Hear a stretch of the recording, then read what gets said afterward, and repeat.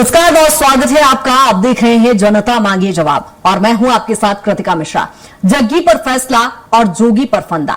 छत्तीसगढ़ की राजनीति में एक बार फिर भूचाल आ गया है। करीब 20 साल पुरानी राम अवतार जग्गी हत्याकांड में हाईकोर्ट ने बड़ा फैसला सुनाते हुए अमित जोगी को दोषी करार दिया है और 3 हफ्तों के भीतर सरेंडर का आदेश दिया है। यानी जो ट्रायल कोर्ट से बरी थे वो अब दोषी हैं। सीबीआई की अपील, सुप्रीम कोर्ट के निर्देश और फिर हाई कोर्ट का ये बड़ा यूटर्न। लेकिन असली सवाल अब शुरू होता है, क्या ये 20 साल बाद न्याय की जीत है या फिर सियासत का नया मोर्चा खुल गया है? एक तरफ जग्गी परिवार कह रहा है सत्य की जीत हुई है, तो दूसरी ओर अमित जोगी इसे अन्याय बता रहे हैं और सुप्रीम कोर्ट जाने की बात कह रहे हैं। आज इसी मुद्दे पर चर्चा करेंगे, लेकिन उससे पहले देखिए खास रिपोर्ट।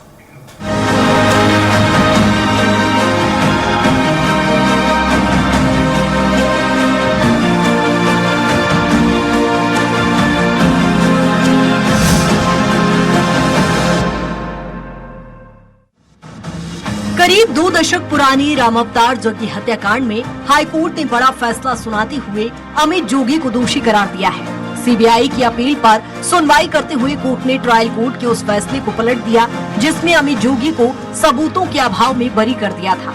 दरअसल 4 जून 2003 को रायपुर के मोहदा पारा इलाके में एनसीपी नेता राम अवतार जग्गी की दिन दहाड़े गोली मारकर हत्या कर दी गई थी। इस मामले में अमित जोगी समेत 31 लोगों को आरोपी बनाया गया था, जिनमें से 28 आरोपी पहले ही सजा काट रहे हैं। बताया जा रहा है कि सुप्रीम कोर्ट के निर्देश के बाद इस केस को दोबारा खोला गया और करीब 11,000 पन्नों की चार्जशीट और साक्ष्यों के आधार पर हाई कोर्ट ने ये फैसला सुनाया। कोर्ट ने अमित जोगी को 3 हफ्तों के भीतर सरेंडर करने का आदेश दिया है, जिसके बाद ये मामला एक बार फिर सुर्खियों में आ गया। फैसले के बाद मृतक के बेटे सतीश जग्गी ने इसे 20 साल की तपस्या का फल बताया। उनका कहना है कि आज सत्य की जीत हुई है और अब मुख्य आरोपी जेल जाएंगे।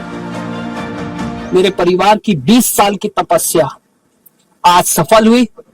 जो मेरा विश्वास था न्यायालय के ऊपर, जो मेरे यकीन था कि आज सत्य की जीत हुई है, आज मेरे पापा को न्याय मिला है और आखिरकार मुख्य आरोपी अमित जोगी जेल में जाएंगे, जिसको लेके जग्गी परिवार खुश तो नहीं हो सकता क्योंकि पिता खोया है मैंने, पर एक न्याय की जीत हुई है। वहीं अमित जोगी के फैसले पर सवाल उठाते हुए इसे अन्याय बताया और कहा कि बिना पूरी सुनवाई का मौका दिए दोषी ठहराया गया है। अब वो सुप्रीम कोर्ट का दरवाजा खटखटाएंगे। जिस व्यक्ति को ट्रायल कोर्ट ने पूर्णतः दोषमुक्त कर दिया था, उसे आज बिना एक शब्द सुने दोषी करार दिया है। यह अप्रत्याशित है। अदालत ने मुझे 3 हफ्ते के अंदर सरेंडर करने का समय दिया है। मुझको लगता है कि मेरे साथ गंभीर अन्याय हुआ है। फैसले के बाद बीजेपी ने कांग्रेस पर तीखा हमला बोला है। बीजेपी का आरोप है कि कांग्रेस शासन में अपराधियों को संरक्षण मिला है और ये मामला उसी का उदाहरण है। वहीं कांग्रेस ने पलटवार करते हुए कहा कि सीबीआई जांच खुद यूपीए सरकार में हुई थी। मामला कोर्ट में है, फैसला आने तक सियासत नहीं होनी चाहिए। आज भी कांग्रेस इस पर अपना स्टैंड स्पष्ट नहीं की। कांग्रेस के प्रथम मुख्यमंत्री थे, छत्तीसगढ़ के प्रथम मुख्यमंत्री थे, कांग्रेस के बड़े पदाधिकारी थे, लेकिन आज भी कांग्रेस स्पष्ट तौर पर नहीं कह रही है कि ये सही हुआ कि गलत हुआ। कांग्रेस सदैव जब सत्ता में आती है वो लगातार अपराधियों का संरक्षण देती है और ना केवल जोगी जी के शासनकाल में, पिछले भूपेश बघेल का भी शासनकाल देख लीजिए, तो कांग्रेस का ये चरित्र है और ये चरित्र एक बार फिर उजागर हुआ है। देखिए, जब कांग्रेस की यूपीए सरकार थी और कांग्रेस के नेता होने के बावजूद भी अजीत जोगी के पुत्र को सीबीआई ने अरेस्ट किया था, तो कांग्रेस पार्टी निष्पक्ष जांच चाहती थी जग्गी वाले मामले में। अभी वर्तमान में तो सुप्रीम कोर्ट के फैसले के बाद, सुप्रीम कोर्ट के निर्देश के बाद हाई कोर्ट ने इस मामले को रीओपन किया है। मामला अदालत में है, अदालत के फैसले का इंतजार करना चाहिए। राम अवतार जग्गी हत्याकांड में हाईकोर्ट के इस फैसले ने छत्तीसगढ़ की सियासत को एक बार फिर गरमा दिया है। एक और इसे 20 साल बाद न्याय की जीत बताया जा रहा है, तो वहीं दूसरी ओर फैसले पर सवाल भी उठ रहे हैं। अमित जोगी ने जहां सुप्रीम कोर्ट जाने की बात कही है। वहीं राजनीतिक दलों के बीच आरोप प्रत्यारोप का दौर भी तेज हो गया है। अब नजरें सुप्रीम कोर्ट पर टिकी हुई हैं, जहां इस पूरे मामले की अगली दिशा तय होगी। कुल मिलाकर ये मामला अब सिर्फ अदालत तक सीमित नहीं रहा, बल्कि सियासी रण में बदल चुका है, जहां फैसला कानून से ज्यादा राजनीति के तराजू पर भी तौला जा रहा है। स्वराज एक्सप्रेस के लिए रायपुर से दिलीप साहू की रिपोर्ट। और जगह हत्याकांड मामले पर आए फैसले के बाद अब छत्तीसगढ़ में सियासत गर्मा गई है और इसी पर आज चर्चा करेंगे, जहां हमारे साथ खास पैनल जुड़ रहा है। के.एस. चौहान बीजेपी के प्रवक्ता हमारे साथ जुड़ गए हैं। सर, बहुत स्वागत है आपका स्वराज में। अमित श्रीवास्तव कांग्रेस के प्रवक्ता हमारे साथ जुड़ गए हैं। नवदीप चांद अध्यक्ष JCCJ के अध्यक्ष भी हमारे साथ जुड़ गए हैं। नवदीप जी, आपका भी बहुत स्वागत है। सवाल सबसे पहले के.एस. चौहान जी आप ही से, 23 साल बाद आखिरकार ये फैसला आया है। हालांकि अमित जोगी यहां पर दोषी पाए गए हैं और 3 हफ्ते के अंदर उन्हें सरेंडर के आदेश हैं। इस फैसले को कैसे देखते हैं? क्या कांग्रेस शासन की नाकामी है? एक बार और फिर से दर्शाता है कि हमारा भारत, हमारा देश, हमारा छत्तीसगढ़ संविधान के हिसाब से, कानून के हिसाब से चलता है और न्यायपालिका के ऊपर हमारे को सभी को बहुत ही ज्यादा भरोसा है और जो भरोसा आज से दिखाई दिया है। और ये भी चीजें दर्शाता है कि वो 3 साल जो थे और अभी के जो विदेश सरकार के भी जो 5 साल थे, वो कैसे काले अध्याय के नाम से जाने जाते हैं। वो 3 साल जो थे वो ऐसा क्या नहीं किया इन्होंने जो गैर कानूनी चीजें थी और जो मनमानी जो चीजें थी, कानून नाम की चीज नहीं थी, जो चाहे वो किया, जो अपनी राजनीति के जिसको दबाना चाहे, जिसको कुचलना चाहे, वो सब इन्होंने किया। हमने देखा है। और उसके बाद उसका परिणाम क्या हुआ? उसका परिणाम ये आज देख लीजिए कि आज अमित जोगी का परिवार कहाँ पर है, या कांग्रेस पार्टी भी कहाँ पर है। कांग्रेस पार्टी को खुद ही 3 साल के बाद खदेड़ा गया, 15 साल तक खदेड़ा गया और उसके बाद फिर लेने के पार्टी आएगी 5 साल के बाद। जैसे ही जनता को मौका मिला उसके बाद फिर खदेड़ दिया। अब पता नहीं कब आना होगा, कब नहीं आना होगा, ये भगवान ही मालिक है। लेकिन 2 बार जनता ने उनको दिया और मौका दिया और दोनों बार जनता ने पहली मौके में ही उनको ना हटा दिया। क्यों? क्योंकि काला अध्याय लिखते जा रहे थे। जैसे ही इनके पास सत्ता आती है, CBI को बैन कर देते हैं, ACB को बैन कर देते हैं, सभी चीजों को बैन कर देते हैं। सिर्फ हमारी राजनीति चलनी चाहिए, हमारी रोटी चलनी चाहिए, यही इनका उद्देश्य है। और उसके लिए कितने भी नीचे जाके ये लोग काम करते हैं, जिसका ये जीता जागता उदाहरण है।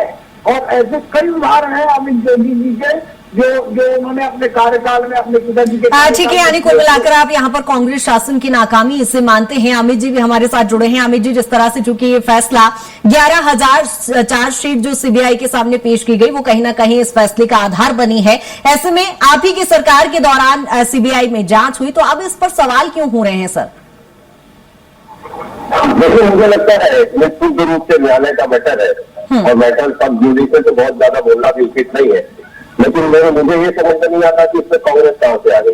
जिस प्रकार से पूरा मैटर न्यायालय में चला, सबूत पेश किए गए और जो भी मैटर चला, हाई कोर्ट में चला, फिर सुप्रीम कोर्ट पहुंचा। सर, मामला राजनीतिक है, इसलिए कांग्रेस पार्टी से सवाल किए जा रहे हैं। नहीं, कांग्रेस का सही में वही जानना चाह रहा था कि जिस प्रकार से भाजपा आरोप लगा रही है, अगर ठीक है आज इतनी सारी घटनाएं होती है तो सारी घटनाओं के लिए क्या बीजेपी होती है? पूरा मामला हुआ इनके कार्यकाल में, तो हम मान लें कि पूरे बीजेपी के लोग दोषी है, बीजेपी की सरकार दोषी है। देखिए, मैं एक चीज बिल्कुल ये मानता हूँ कि राजनीति में शुचिता होनी चाहिए और निश्चित तौर से सरकार की जिम्मेदारी और जवाबदारी होती है कि ऐसी घटनाएं ना हो। लेकिन क्योंकि छत्तीसगढ़ की पहली घटना थी पॉलिटिकल, जिस प्रकार से किसी व्यक्ति की हत्या की गई थी, और उसके बाद तो हमने देखा दूसरी घटना, जो सबसे बड़ी घटना, पूरे विश्व की सबसे बड़ी घटना जो राजनीतिक नरसंहार हुआ था, गिरम कांड में इनके कार्यकाल में हुआ था। मैं फिर आपके माध्यम से कह दूं कि निश्चित तौर से अभी चौहान जी कह रहे थे कि कांग्रेस को जिस प्रकार के शब्दों का प्रयोग उन्होंने किया, मेरे अभिनय मित्र जरूर है, लेकिन मैं आपको बता दूं कि जनता ने भी आपको 5 साल के लिए वैसे ही भेजा था। और चौहान जी, मैं एक चीज कहना चाहता हूँ, ठीक है, हम अभी 5 साल थे, फिर हमारी हार हुई है निश्चित तौर से, अब हार हो गई, अभी कई जीत है बाकी, अभी तो जिंदगी का सारा साथ है बाकी। और अभी तो हम फिर से चल पड़े हैं नए मंजिल की ओर। पिछला 5 साल तो एक पन्ना था, अभी तो पूरी किताब है बाकी। तो चौहान जी ठीक है, आप सत्ता में आ गए और ये भी मत भूलिए जनता ने आपको 14 सीटों में लाके छोड़ा था 15 सालों में। तो मैं एक ही चीज कहना चाहता हूँ कि अगर कोई न्यायालय में मैटर चल रहा है, आप भी एडवोकेट है, आप जानते हैं कि तथ्यों के आधार पे ये जो हुआ है सारा कुछ। और मुझे लगता है कि अभी आने वाले समय में योगी परिवार के पास भी ऑप्शन है कि वो अपील कर सकते हैं, जा सकते हैं, सुप्रीम कोर्ट जा सकते हैं। निश्चित तौर पर मुझे लगता है लेकिन 23 साल किसी फैसले को आने में जो वक्त लगा है, आपको नहीं लगता है कि न्याय पर भी कहीं ना कहीं राजनीतिक प्रभाव रहा है? देखिए, राजनीतिक प्रभाव तो बिल्कुल ऐसे कुछ नहीं ना। जी जी जी। देखिए, हमारे वकालत की दुनिया में कहा भी जाता है कि justice delayed is justice denied. और अगर न्याय अगर देर से फैसला आता है तो अपने आप में उसे अन्याय भी माना जाता है। लेकिन मुझे ऐसा लगता है कि 23 साल, ठीक कह रहे हैं, 23 साल हो गए और निश्चित तौर पर बहुत लंबा समय लगा। लेकिन मुझे लगता है कि 11,000 पन्ने की अगर चार्जशीट आपके स्क्रीन पे आ रही है, अगर आई है, तो मुझे लगता है उसमें सारे प्रमाण साक्ष्य सारी चीजें होगी। और मैं फिर कहना चाहता हूं कि निश्चित तौर पे ये एक ऐसी घटना थी जो पूरे प्रदेश को झंझोड़ के लग गई थी, पॉलिटिकल मर्डर था। लेकिन मैं फिर आपके माध्यम से कहना चाहता हूँ, बहुत ज्यादा इसमें कहना उचित इसलिए है कि matter is pending before the honourable high court और सब जुडिस है, तो बहुत ज्यादा एज ए लॉयर हम लोग नहीं कह पाएंगे इसमें। ठीक है ठीक है।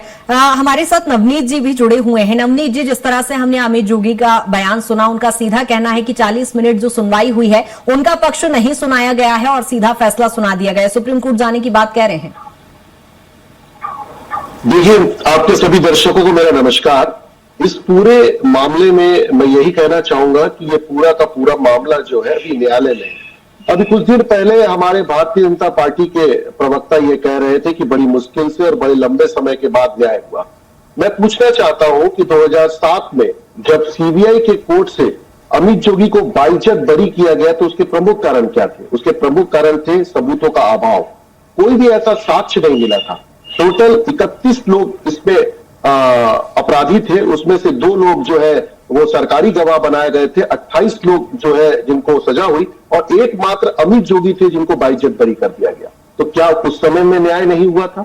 और आज जब वो न्याय हुआ है तो इस न्याय के समय में जो माननीय अमित जोगी जी ने जो सवाल उठाया है वो जायज है कि पूरे 11,000 पन्नों को सिर्फ 2 या 4 दिन में तैयार करना और उसको लेकर अपनी बात रखना, ये अप्रत्याशित है और ये परिणाम भी अप्रत्याशित है। पर हम माननीय न्यायालय पर पूरी तरह से भरोसा करते हैं और हमें पूरी उम्मीद है कि जब हम सर्वोच्च न्यायालय में इस बात को रखेंगे तो जीत हमारी होगी और सत्य की जीत होगी। ठीक है ठीक है। के.एस. चौहान जी, इसका जवाब दे दीजिए कि जिस तरह से कहा गया 2007 में जो फैसला आया उसको दोहराया गया है, पलटा गया है।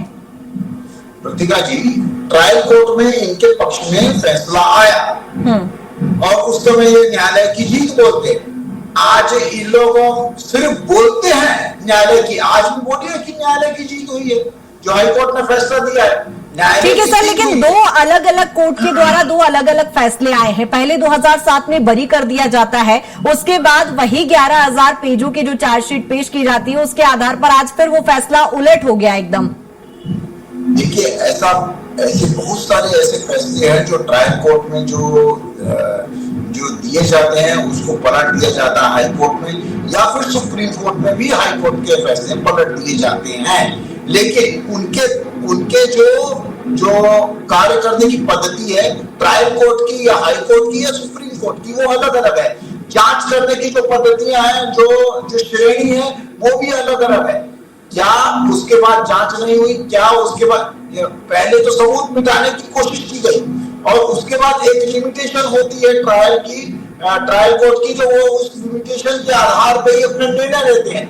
लेकिन तो हाई कोर्ट की लिमिटेशन जो है वो बियॉन्ड रहती है ट्रायल कोर्ट से, वो बियॉन्ड जाके बियॉन्ड सभी चीजें करके प्रक्रिया करके वो अपना निर्णय लेते हैं। लेकिन सुप्रीम कोर्ट की और बियॉन्ड रहती है।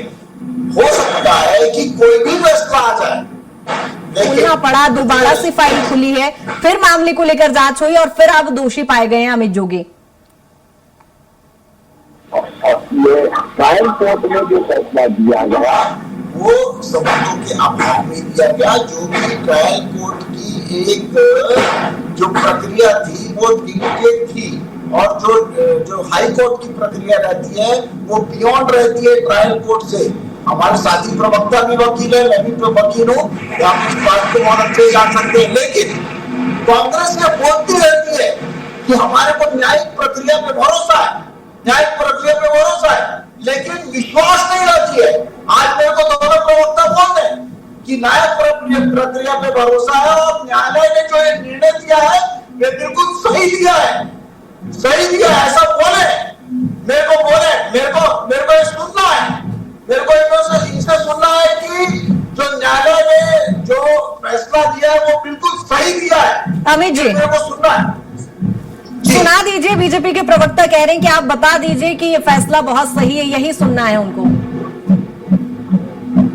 देखिए, मैं एक ही चीज कहना चाहता हूँ कि न्यायालय के दरबार में सबूत चलते हैं, किसी का नाम नहीं चलता। और मैं आपको एक और बता दूं कि जिस प्रकार से अभी मैं बातें सुन रहा था चौहान जी से, मेरे काबिल जिक्र जरूर है, लेकिन अगर न्यायालय सर बता दीजिए ना कि क्लीन चिट दे सकती है कांग्रेस अपने आप को, इस मामले से क्लीन चिट दे सकती है? देखिए, मुझे लगता है very few small person to say anything on this issue, लेकिन मैं एक चीज कह सकता हूँ कि लंबे समय तक जांच चली, सुनवाई चली, केस का फैसला आया। और ठीक कह रहे हैं मेरे मित्र जो बैठे हैं जनता कांग्रेस के कि भाई अगर 2007 में उनको बरी किया गया था तो न्यायालय ने कुछ देखते ही बरी किया गया होगा। और उस समय भाजपा का क्या कहना था, वो सही है कि नहीं है, ये बता दीजिए। आपकी आवाज नीचे हो रही है। मैडम आप प्रश्न कर लीजिए, आप जो चौहान जी कह रहे हैं मुझसे जानना, तो आप प्रश्न कर लीजिए प्लीज, इसकी आवाज मेरे को क्लियर नहीं है। ठीक है अमित जी, के.एस. चौहान जी का कहना है कि आप बस इतना कह दीजिए, वो आपके मुंह से ये सुनना चाहते हैं कि ये फैसला सही है। देखिए, न्यायालय का फैसला है तो कोई सीधा तो कह ही नहीं सकता। मैं कैसे कह सकता हूँ कि एज ए लॉयर कि न्यायालय का फैसला। चौहान जी का कहना है आपकी कथनी और करनी में अंतर होता है कि आप कहते तो हैं कि न्यायालय का फैसला सर्वोपरि है, लेकिन मानते नहीं है सर। ये तो बड़े ज्ञान है, चौहान जी का इतने काबिल मित्र है मेरे। न्यायालय का फैसला कौन नहीं मानेगा, मुझको बताइए। ठीक है, चलिए, ये तो एक अलग तरह का विवाद हो गया। नवनीत जी, इस फैसले को क्या माना जाए? राजनीतिक दबाव में ये फैसला आया है? आज 2014 के बाद यदि आप किसी भी ऐसे प्रकरण को निकाल कर देखें जिसमें सीबीआई या ईडी का उपयोग होता है, तो उसको आप संदेह के नजर से जरूर देखेंगे। ये टाइमिंग देखिए, टाइमिंग उस समय में जब खास तौर पर अमित जोगी लगातार भारतीय जनता पार्टी के सरकार के खिलाफ आवाज उठा रहे थे, अफीम की खेती के खिलाफ आवाज उठा रहे थे, तो अचानक ये नोटिस आता है। देखिए टाइमिंग को देखिएगा, 2007 में ट्रायल कोर्ट से बरी हुए। ये कोई ऐसी चीज नहीं है कि 2007 के बाद लगातार लगी हुई थी और आज निर्णय आ गया है। इस बीच परिवार जो है वो हाईकोर्ट भी गया था और हाईकोर्ट ने डिले आने के कारण से इसे खारिज भी किया था। उसके बाद वो सुप्रीम कोर्ट गए और सुप्रीम कोर्ट ने प्रायोरिटी के तहत इस मामले को सुनने के लिए हाईकोर्ट को निर्देशित किया और हाईकोर्ट ने शॉर्ट नोटिस 27 तारीख को अमित जोगी जी को नोटिस मिलता है। 11,000 पन्ने, 2 दिन शासकीय छुट्टी होते हैं, 11,000 पन्ने छोटी मोटी पन्ने नहीं होते, इससे पढ़ा जाए। ऐसी स्थिति में सीमित 40 मिनट के बहस में ये निर्णय आ जाना अप्रत्याशित है और न्यायालय के किसी भी प्रश्न को, किसी डिसीजन की समीक्षा की जा सकती है। हम न्यायालय के किसी भी डिसीजन का सम्मान करते हैं, पर समीक्षा करनी भी तो जरूरी है और समीक्षा के तहत ये अप्रत्याशित निर्णय है और इसे चैलेंज किया जाना चाहिए। और मेरा दोनों ही कांग्रेस और भाजपा के प्रवक्ता भाइयों से ये निवेदन है, वो ये बताएं कि 2007 में जब ट्रायल कोर्ट ने उन्हें बाइज्जत बरी किया था, तब उनका स्टैंड क्या था? क्या उस समय वो न्यायालय के डिसीजन का समीक्षा सम्मान कर रहे थे? हाँ, बिल्कुल ये गंभीर सवाल खड़ा होता है कि 23 साल बाद आखिर ये फैसला क्यों? अमित जी, देखिए हम तो बिल्कुल सम्मान कर रहे थे और मुझे बताता, आपको मैं एक बात भी बताना चाहता हूँ जी। इस लीगल टीम में मैं भी लॉयर था इस जग्गी हत्याकांड में जोगी परिवार की तरफ से, तो मैं पूरे तथ्य को जानता हूँ, कैसे हुआ, क्या हुआ। निश्चित तौर पे मैं फिर आपके माध्यम से कहना चाहता हूँ कि हम लोगों ने बहस के लिए जेठमलानी साहब को लाया था और वो पूरी टीम में मैं भी था, 5 लोग थे, मैं भी उसमें था। I want to one of them. तो मैं आपके माध्यम से ये भी कहना चाहता हूँ कि जिस प्रकार से निश्चित तौर पर मेरे काबिल में पूछ रहे हैं, मैं ऐसा लॉयर भी मैं साथ में था उस समय और आज भी मैं कहता हूं कि अगर जैसा आपने कहा कि अमित जोगी जी को बोलने का समय नहीं दिया गया, तो निश्चित तौर पर मुझे ऐसा लगता है एज अ लॉयर कि आगे जाके उनको रिलीफ सुप्रीम कोर्ट से मिलेगा, क्योंकि आपको भी मौलिक अधिकार है अपने पक्ष रखने का। और जिस प्रकार से आप कह रहे हैं, आप ही की बात से सुन रहे हो, मैंने जो देखा नहीं है ये केस कोर्ट में सुनवाई हुई है, लेकिन निश्चित तौर पर देखूंगा उसको मैं। और ठीक है, फिलहाल यहाँ पर सुप्रीम कोर्ट से कहीं ना कहीं राहत की उम्मीद अमित जोगी को भी है, क्योंकि उन्होंने सुप्रीम कोर्ट जाने की बात कही है। के.एस. चौहान जी, यदि देखिए 23 साल बाद फैसला आया है, न्याय संगत ये फैसला यदि माना भी जा रहा है, लेकिन जो 23 साल बाद ये फैसला आया है, इसकी जिम्मेदार आखिर कौन है? इतना लंबित समय क्यों हो गया? इतने लंबे समय बाद ये फैसला क्यों आया? क्यों नहीं 2007 में ही इस पर फैसला सुना दिया गया था? आपने बहुत अच्छा फैसला किया, क्योंकि कांग्रेस इसकी जिम्मेदार है, क्योंकि उस समय सबूत मिटाने की कोशिश की। उस समय बहुत सारी ऐसी चीजें मिटाने की कोशिश की गई जिसमें अमित जोगी का नाम ना है। 28 लोग जब अंदर है, जब उनके साथ 30 लोगों के साथ FIR हुई थी, और उसके बाद इनका ही नाम अब पीछे करवाया गया, इनका नाम इनके कष्ट खत्म करवाने की कोशिश गई। और प्रेसिडेंट जी, मैंने अभी आपको पहले बोला कि ये लोग न्यायिक प्रक्रिया को बिल्कुल वैध नहीं मानते हैं, उसको मान ही नहीं सकते, सिर्फ बोलते हैं कि खंडन ना हो जाए, सिर्फ इसलिए कि खंडन ना हो जाए न्यायालय का, इस वजह से बोलते हैं कि हम न्यायालय के निर्णय को सर्वमान मानते हैं। क्या न्यायालय का निर्णय, अभी जो हाईकोर्ट का निर्णय या प्रक्रिया जो की गई है, क्या संवैधानिक रूप से नहीं की गई है, क्या कानूनी रूप से नहीं की गई है, क्या नियम जाके की गई है, संविधान के नियम जाके की गई है, कि आपको समय नहीं दिया गया, आपकी प्रक्रिया पूरी नहीं की गई, क्या प्रोसीजर पूरे अडॉप्ट नहीं किए गए, क्या एक भी ऐसा कोई भी प्रोसीजर जो गैर कानूनी किया गया है न्यायालय के द्वारा, आप मुझे बताओ। या आप तो एक तो मान नहीं रहे हैं, और ऊपर से बोलते हैं कि आप मानते हैं, एक तो आप मान ही नहीं रहे, दोनों प्रवक्ता नहीं मान रहे कि न्यायालय का निर्णय सही है या प्रोसीजर। ठीक है अमित जी, संक्षेप में, बहुत कम समय है, संक्षेप में। ठीक है चौहान जी, ठीक है।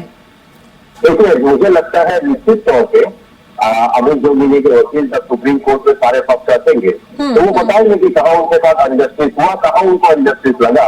मुझे ऐसा लगता है, अगर मैं भी रहता तो मैं बताता कि कोर्ट में हमारे साथ कहाँ अनजस्टिस हुआ है। ठीक है अमित जी, वो तो संविधान में देखिए न्यायपालिका की व्यवस्था है, तो जाहिर तौर पर सुप्रीम कोर्ट से कहीं ना कहीं एक बड़ी राहत यहाँ पर मिल सकती है। उम्मीद अमित जोगी को यही है। फिलहाल बहुत शुक्रिया अमित जी तमाम चर्चा के लिए। नवदीप जी आपका भी बहुत शुक्रिया, के.एस. चौहान जी आपका भी बहुत शुक्रिया तमाम चर्चा के लिए। तो जिस तरह से आपने देखा कि जहां जग्गी हत्याकांड का फैसला ना सिर्फ अदालत का ये फैसला रहा है, बल्कि सियासत का बड़ा एक मुद्दा बन गया है। एक तरफ न्याय की जीत का दावा है, तो दूसरी तरफ फैसले पर सवाल है। अमित जोगी सुप्रीम कोर्ट जाने के लिए तैयारी में है, और बीजेपी कांग्रेस के बीच आरोप प्रत्यारोप फिलहाल देखने को मिल रहे हैं। और अब अगली जो नजर है वो सुप्रीम कोर्ट पर है, जहां तय होगा कि ये फैसला अंतिम मुहर बनेगा या फिर सियासी लड़ाई का एक नया अध्याय खोलेगा। फिलहाल इस खास पेशकश में इतना ही। बने रही स्वराज एक्सप्रेस के साथ। नमस्कार।